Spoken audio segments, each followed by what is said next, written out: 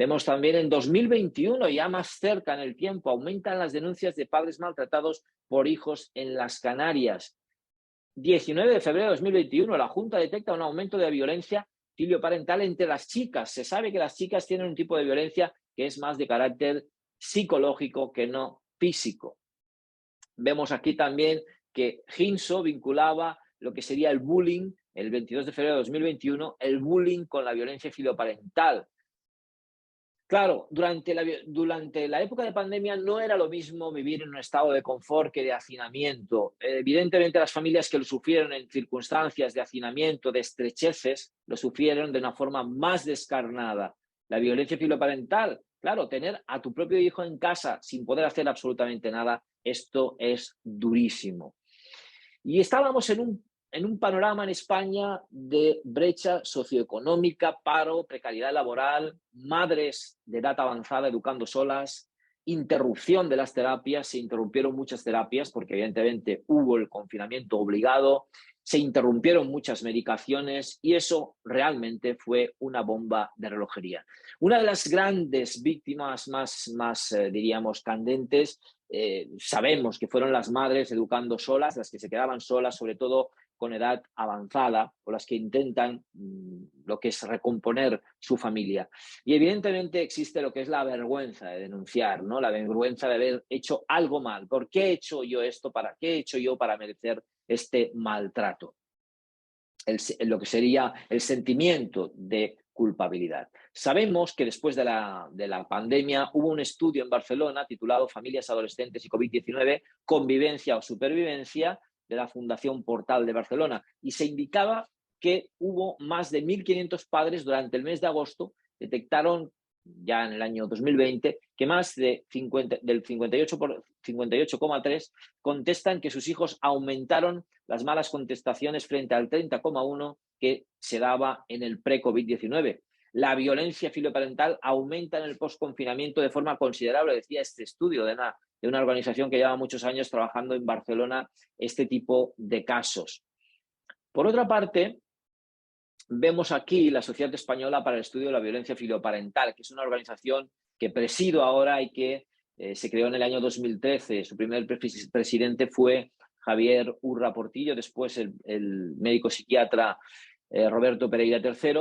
Han habido 3 congresos, uno en la capital de España, en Madrid, después uno en Bilbao, en la prestigiosa Universidad de Deusto, y este año finalmente ha podido haber uno en el mes de mayo en la ciudad de Valencia, en la Universidad de Valencia, donde han venido especialistas que pueden ver aquí, como Boris Cyrulnik o Aim Omer, especialistas nacionales, internacionales, para ponerse de acuerdo del estado de la cuestión y cuál sería la mejor forma de abordar esta problemática.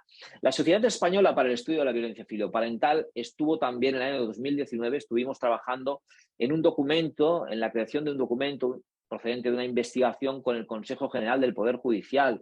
De ahí salió también una publicación titulada La violencia filioparental, una visión interdisciplinar, de Bosch, Barcelona.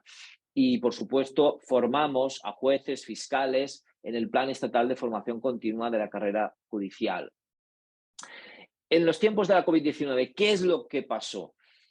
¿Cómo se implementaron las medidas? ¿Cómo reaccionaron los menores infractores que estuvieron en régimen cerrado? Todo esto no se sabe. ¿Qué criterios se siguieron en los centros de reforma para limitar las visitas y evitar los contagios? ¿Cómo se implementó, por ejemplo, una medida de alejamiento? Era prácticamente imposible. ¿Cómo se implementó la medida de prestaciones en beneficio de la comunidad? Pues se tuvieron que paralizar todas. ¿Cómo se implementaron las medidas de asistencia a centros de día? Imposible. No era factible que existiesen este tipo de medidas. ¿Qué habrá sucedido con las familias monoparentales? Sobre todo las madres que se quedaron solas educando a sus hijos. ¿Se incrementaron realmente los casos de violencia filioparental o se reforzaron los lazos familiares? Vamos a verlo.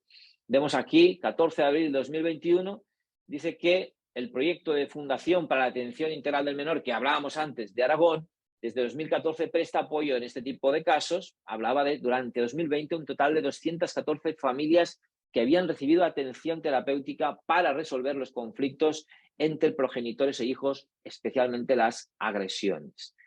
Es lo que comentaba antes del programa Mentoría. Evidentemente que en la Constitución española tenemos el artículo 39 que nos habla que los poderes públicos tienen que asegurar la estabilidad de la familia social, económica y jurídicamente, y evidentemente apoyar a la familia y sobre todo a padres y madres. Nos llamaron también desde el Congreso de los Diputados de España para asesorar a la diputada del Partido Popular en el año 2017, Carmen Navarro Lacova, para intentar realizar alguna iniciativa legislativa. ¿Esto en qué terminó? Pues en una proposición no de ley en el año 2017 en la que todos los grupos estaban de acuerdo. ¿Por qué? Porque llegaron a la conclusión que había un incremento exponencial, que tenía que haber estudios, que en España ya existen, y que las intervenciones tienen que ser multidisciplinares. ¿Qué es lo que pasó? Que cayó el gobierno del Partido Popular y esa proposición no de ley no pudo tirar adelante. Sin embargo, se retomó en enero de 2021 y aparece en el Congreso de los Diputados de España, que también nos volvieron a llamar, ¿verdad? Dice literalmente: de todo lo expuesto se deriva que la magnitud del problema se ha visto agravada con la crisis sanitaria de la COVID-19, lo que nos obliga a los poderes públicos a impulsar medidas que reviertan tan crucial problema, no solo por las víctimas que hoy lo sufren, sino por quien las ejerce, merece nuestra atención para abordar el futuro como personas maduras y seguras. Se intentó también de nuevo iniciar una proposición no de ley para abordar esta problemática. 22 de enero de 2021. El 17 de marzo de 2021, la Comisión de Derechos de la Infancia y la Adolescencia debatió esta proposición no de ley. Todo el mundo estaba de acuerdo. Esto está grabado en el Congreso de los Diputados. Pueden entrar y consultarlo y ver las imágenes. Y verán que la proposición no de ley obtuvo 16 votos a favor y 17 en contra. Solamente se perdió por un voto en contra por una cuestión técnica, por una enmienda técnica. Una verdadera pena. Pero nos han prometido desde el Congreso de los Diputados que ya hay varios grupos que van a iniciar en breve otra proposición no de ley para abordar la violencia filoparental, porque es un problema que la Fiscalía General del Estado constantemente en sus memorias anuales va indicando que va en ascenso y que se está cronificando y cada vez a una escala de mayor intensidad. Vemos que se necesitan protocolos policiales especializados, que se apoyen a las madres que educan solas, que las administraciones de una forma decidida apuesten económicamente por ayudar a las familias, que se revise el artículo 416 de la Ley de Enjuiciamiento Criminal en el sentido de que los padres, si quieren, no declaran. También necesitamos emisión de datos homogéneos por parte del Consejo General del Poder Judicial, Fiscalía General del Estado, las fiscalías territoriales. Cada una, ¿verdad?, da datos a su manera, no con criterios científicos y homogéneos. Y como decía anteriormente, necesitamos una comisión interdisciplinar creada por diversos operadores jurídicos, psiquiatras, psicólogos, trabajadores sociales, educadores, para que se homogeneicen todos los recursos en nuestro país. No es fácil y lo sabemos porque tenemos un Estado autonómico, que cada Estado autonómico, ¿verdad?, tiene su implementación de medidas a su forma. También es importante vincular a padres y madres y a toda la familia en el abordaje en la violencia filoparental, porque no nos olvidemos que cuando se condena a un menor no se está condenando a la familia, es al menor, y si los padres y madres no quieren acudir a la terapia, no acuden.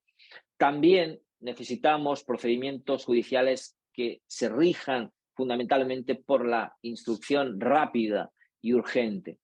Que se llegue también a que existan protocolos de atestados policiales uniformes para detectar lo que realmente es violencia filoparental de lo que podría ser simplemente una gamberrada o un mal comportamiento. Y que se forme a las fuerzas y cuerpos de seguridad del Estado de España. De hecho, nuestra sociedad, la Sociedad para el Estudio de la Violencia Filoparental en España, ya estamos en diversos foros donde aparecen, por ejemplo, la figura del agente de la policía local, el agente tutor, que es muy interesante. Y explorar también otras medidas que no sean judiciales, como la mediación, la conciliación, la reparación, la diversificación. Lo que pasa es que en nuestra ley penal del menor, cuando hay violencia, intimidación o reincidencia graves, no se puede acudir a la mediación ni a la conciliación. Y esto es un problema.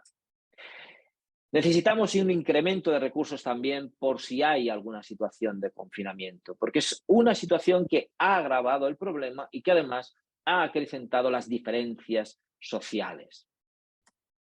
Y para terminar, vuelvo a esos locos bajitos que decía Miguel Gila y a los que el cantante Joan Manuel Serrat les dice en una de sus canciones lo siguiente: nos empeñamos en dirigir sus vidas sin saber el oficio y sin vocación. Les vamos transmitiendo nuestras frustraciones con la leche templada y en cada canción. Nada ni nadie puede impedir que sufran, que las agujas avancen en el reloj, que decidan por ellos, que se equivoquen, que crezcan y que un día nos digan adiós. Muchas gracias.